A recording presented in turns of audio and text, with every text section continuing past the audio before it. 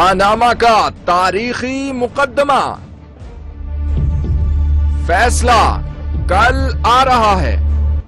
वजीर आजम जा रहा है या नहीं जा रहा, रब जाने या जज जाने। पनामा का फैसला आते ही मुस्ताफी हो जाऊंगा, चौधरी निसार का बड़ा ऐलान। जी अस्सलाम वालेकुम। कल बड़ा दिन, बड़ा फैसला, और मैं फैसले की वजह से नहीं हंस रहा, ये एक और यहाँ वाकया हो गया उसकी वजह से जो है वो मामला हुआ। लेकिन बहरहाल कल एक जो डॉक्टर साहब से तो पूछे उनके एहसासात क्या है। यार मेरा तो दिल ही नहीं कर रहा, ऐसे दिल बैठ सा गया ये जब आपने बात की कि आज पनामा की चांद रात आपके लिए कैसी गुजर रही है। अच्छी गुजर रही। उन्होंने कहा बड़ा दिन है, हफ्ते का चांद रात है। ठीक है, इंशाल्लाह सुबह देखते हैं क्या कहते हैं तो तमाम जजेस जो हैं। क्या इस वक्त प्राइम मिनिस्टर हाउस में क्या माहौल है? आए वहां से आए कि यहाँ से? नहीं, मैं तो एक और प्रोग्राम में गया हुआ था जहाँ पे वो ये नुक्ता उठा रहे थे कि ये 3 जज का जो है बेंच, ये 5 जज का कैसे होगा। प्राइम मिनिस्टर हाउस में इस वक्त नहीं, अल्लाह करम करेगा। हमारा ये बड़ा हमारा ये ख्याल है कि इसका तो मामला सिर्फ वही लोग कर रहे हैं जिन्होंने फैसला नहीं पढ़ा और जिन्होंने फॉलो नहीं किया। मैंने भी देखा एक आध अखबार के जो सहाफ़ी है वो जजेस से भी माशाल्लाह ज़्यादा ही वो खुद को साबित करते हैं कि मुझे कानून का पता है, हालांकि उनको ज़ीरो पता है। देखिए, पहली बात तो यह है कि मैं अभी भी जैसे आपको अगर दिखाऊं कि इस केस की जो लिस्ट आई है, क्योंकि मैं इस केस में वकील हूं तो इस केस में मुझे लिस्ट भी आती है।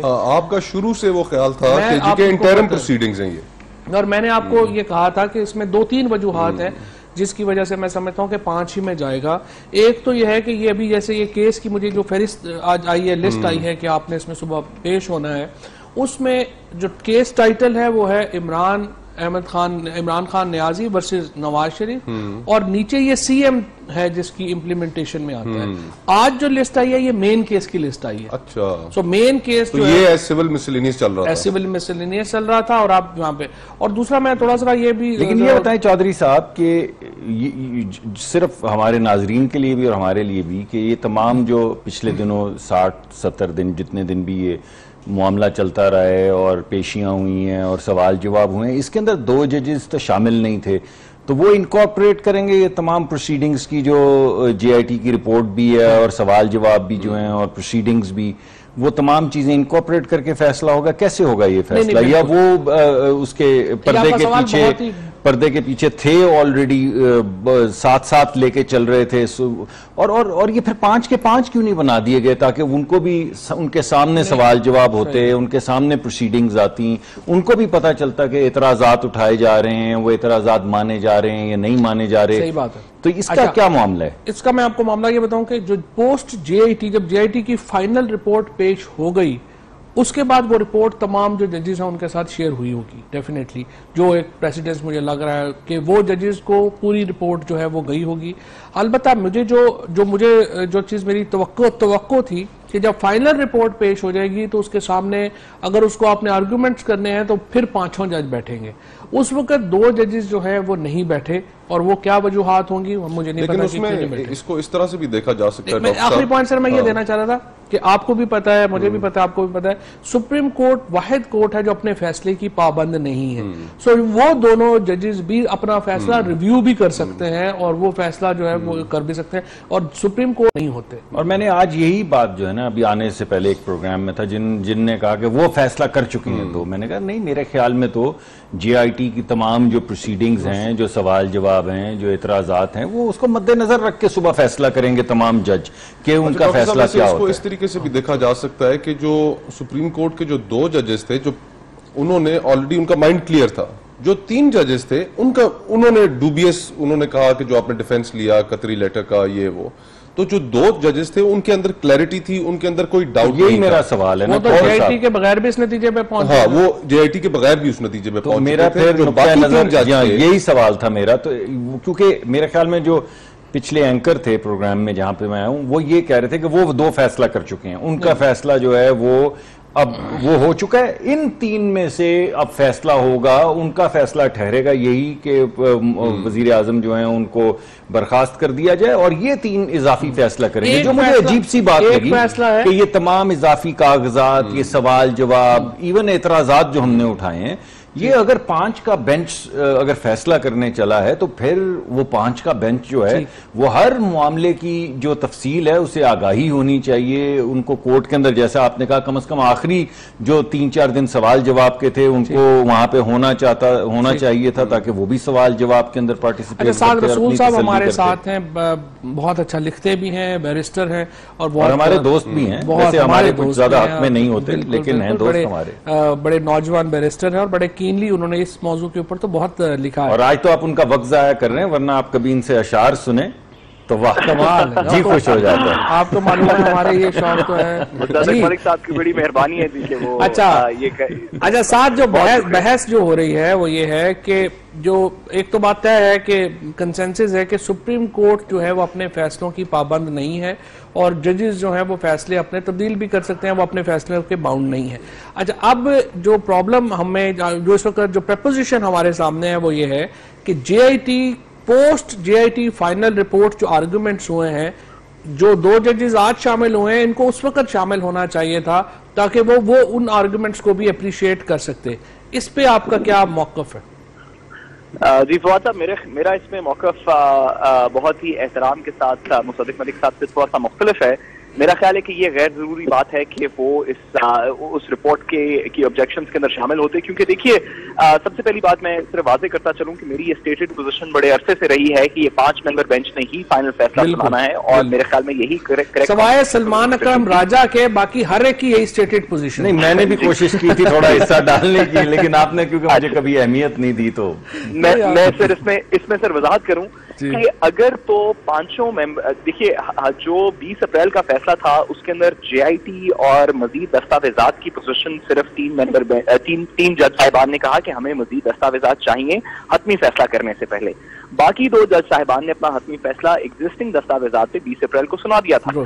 कल ना जस्टिस आसिफ सईद खोसा साहब अपनी कोई मजीद तहरीरी ओपिनियन देंगे या अपनी पुरानी ओपिनियन को चेंज करेंगे, ना जस्टिस गुलजार अहमद साहब अपनी मजीद कोई तहरीरी ओपिनियन या पुरानी ओपिनियन को चेंज करेंगे। जो 3 जज साहिबान जिन्होंने जेआईटी की रिपोर्ट की कॉन्स्टिट्यूशन भी देखी, उसकी ऑब्जेक्शंस भी सुनी, वो अपनी अपनी जजमेंट्स उन सवालात के मुतल्लिका जो कि पिटिशन के अंदर जो 13 सवालात जो है वो ड्राफ्ट, जो 13 सवालात थे और उससे भी ज्यादा जरूरी जो पिटिशन के अंदर सवालात रेज किए गए थे कि मनी लॉन्ड्रिंग के केसेस खोले जाएं और बासित प्रेसिडेंट के ऊपर डिस्क्वालिफिकेशन की जाए, इन सवालात के हतमी जवाब वो 3 जज साहिबान देंगे। टुगेदर जब ये 5 जज साहिबान की हतमी फैसले आ चुके होंगे, जिसमें से 2 हमें ऑलरेडी पता है, बाकी 3 का जब हतमी फैसला आ जाएगा, फैसला तो अभी फैसले तो मतलब उन्होंने लिख ही लिए होंगे ना, वो तो जो फॉर्मुलेशन ऑफ कोर्ट्स हैं वो तो तय हो गई होंगी जी। लेकिन उसके बाद जो ऑर्डर ऑफ द कोर्ट है, इफेक्टिवली जस्टिस आसिफ सईद खोसा और जस्टिस गुलजार अहमद सिर्फ नए ऑर्डर ऑफ द कोर्ट पे साइन करेंगे, बाकी वो अपनी ओरिजिनल ओपिनियन मेरी अंडरस्टैंडिंग के मुताबिक वो चेंज नहीं करेंगे। अच्छा, आसाद ये भी बताएं कि ये फैसला पढ़ के कौन सुनाएगा, जस्टिस आसिफ सईद खोसा या जस्टिस इजाज अफजल साहब? ये फैसला जी क्योंकि अब बेंच 5 मेंबर बेंच कॉन्स्टिट्यूट हो गया है जो कि जस्टिस आसिफ सईद खोसा हेड कर रहे हैं, तो ये फैसला जस्टिस आसिफ सईद खोसा पढ़ के सुनाएंगे। लेकिन ये जो हेड ऑफ द बेंच है वही फैसला पढ़ के सुनाएगा। तो यानी कि साहब अगर एक जज साहब भी अपना पॉइंट ऑफ व्यू चेंज कर लें और उनके नजदीक अगर डिस्क्वालिफिकेशन बनती हो तो उसके बाद ये 3-2 हो जाएगा। सर्टनली जी, अगर एक जज साहब भी let's assume for a second के प्राइम मिनिस्टर साहब को डिस्क्वालीफाई कर दें, तो डिस्क्वालिफिकेशन की हद तक जो फैसला है वो 3-2 हो जाएगा।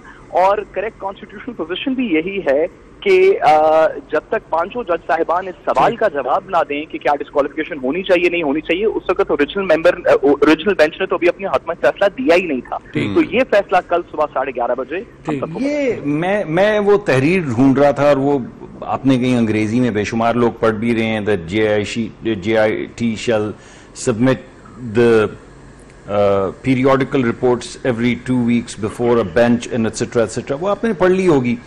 लेकिन इस तहरीर से तो ऐसे लगता है कि यही जो 3 रुकनी बेंच है इसी के सामने फाइनल रिपोर्ट पेश होगी और हमें कम से कम यही लगा इसको पढ़ने के बाद कि कहना चाह रहे हैं आपके खिलाफ एक और साजिश होगी। नहीं, साजिश तो खैर वो बाद में बात करते हैं। अब ये साद साहब एक सीरियस आदमी, उनके सामने ये साजिशों की क्या बातें करें। जी मैं जी मुसद्दक मलिक साहब की इजाजत से वजाहत कर दूं। देखिए, कॉन्स्टिट्यूशनल पोजीशन ये है और यही मेरी ओपिनियन है कि जब तक तमाम पिटिशंस के अंदर आप सुप्रीम कोर्ट का, हाई कोर्ट्स का, वैसे दीगर कोर्ट्स का, आप कोई फैसला अगर उठा के देखें, वो किसी भी तरह का फैसला हो, जब तक उसमें पिटिशन डिस्पोज ऑफ ना हो वो पिटिशन अलाइव रहती है। तो क्योंकि ऑर्डर ऑफ द कोर्ट 20 अप्रैल के अंदर, जिसको मुसद्दक मलिक साहब अभी रेफर कर रहे थे, उसमें पिटिशंस को डिस्कनेक्ट हो गया बड़े टेक्निकल मौके पे, वरना मुझे लगता है आखिर में मेरे हाथ में बात करने लगे थे।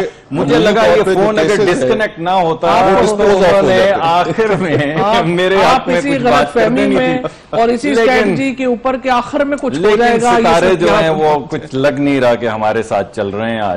आज चौधरी साहब ने बड़ी अहम बात की। मैंने चौधरी साहब को कोई 4-5 बजे, इनके पास कोई इनसाइड इंफॉर्मेशन, मैंने इनसे कहा चौधरी साहब ये तो फैसला अब अगस्त में आएगा क्योंकि आज आ जानी थी लिस्ट। इन्होंने कहा you speaking to soon, wait for half an hour. तो चौधरी साहब ये बताएंगे कैसे आपको पता था कि आधे घंटे के बाद ये ऐलान होने वाला है? जब प्राइम मिनिस्टर हाउस में होता है ना तो अनफॉर्चुनेटली उसको लगता है कि कुछ होना ही नहीं। बताएं तो कल दानियाल आपको क्या वहां पे कहा, वो तो 3 महीने के बाद। यार ये तो छोड़े ना, मैं तो आपसे बड़ा सवाल सर, ये आपको इन्फॉर्मेशन थी, आपने कयास आराई की, टेलीविजन के ऊपर ये चल रहा था। नहीं उस वक्त ही नहीं, मैं टीवी तो देख रहा था ना यार। टीवी की बुनियाद पे तो मैंने और हमारी प्रोड्यूसर साहिबा ने कहा कि आज मेरे ख्याल में इस पे बात ना करें, ये बात आगे बढ़ गई। लेकिन आपने कहा नहीं, पीटीवी के अलावा भी देख लिया करें। अगर आप जाते, आज आप उनका साथ दे रहे हैं। मैं चाहता था कि ब्रेकिंग निकले आज और नियो का वकार बढ़े बात से, आज चौधरी निसार ने लेकिन नहीं, आज चौधरी निसार ने तो इस्तीफा नहीं दिया, लेकिन डॉक्टर साहब का इस्तीफा हम लेके जाएंगे। मुझे इन्होंने कहा है कि आप आज टेलीविजन पे आपकी सुन तो सवाल पूछना चाहता हूं। एक इखलाकी जिम्मेदारी है कि आज आप नियो से इस्तीफा देकर मैं बड़ी कोशिश कर रहा हूं कि मैं बच जाऊं। अच्छा, वज़ीर-ए-आज़म हाउस से जाने का दिल नहीं कर रहा है। अच्छा डॉक्टर साहब, मैं आपसे पहले भी ये सवाल एक दफा पूछा था। जरूर गलत सवाल है। नहीं कोई गलत सवाल है। अच्छा, अगर आप पॉलिटिक्स पे आना चाहते हैं, नहीं मैं ये पूछना चाहता हूं कि डॉक्टर साहब तर्जुमान है वज़ीर-ए-आज़म के, अगर कल वज़ीर-ए-आज़म डिस्क्वालीफाई हो जाते हैं हाइपोथेटिकली स्पीकिंग, तो उसके बाद फिर आप कौन से अगले वज़ीर आज़म के वो होंगे तर्जुमान? देखिए खोकर साहब, आपके मुंह में खाक, लेकिन लड्डू होंगे वैसे। लेकिन उसके बाद भाई अगर हम नहीं, वो वज़ीर आज़म नहीं रहेंगे तो हम कहाँ, किस खेत? आप उनके साथ ही चले जाएंगे। हम आपके साथ फिर एक बड़े एहतमाम से प्रोग्राम किया करेंगे, लेकिन आपके मुंह में खाक। कानूनी पोजीशन हमने इस सेगमेंट में डिस्कस की। आखिरी पॉइंट सिर्फ ये भी आपको बताता चलूं कि अगर वज़ीर आज़म डिस्क्वालीफाई होते हैं तो उनके साथ पूरी काबीना भी जो है वो अपने ओहदों से सुबकदोश हो जाती है, क्योंकि नया वज़ीर आज़म को फिर हक हासिल है कि वो अपनी काबीना खुद तश्कील दें। ब्रेक लेते हैं, ब्रेक के बाद बढ़ते हैं तो आके डिस्कस करेंगे सियासत की तरफ कि सियासी इंप्लीकेशंस क्या हो सकते हैं।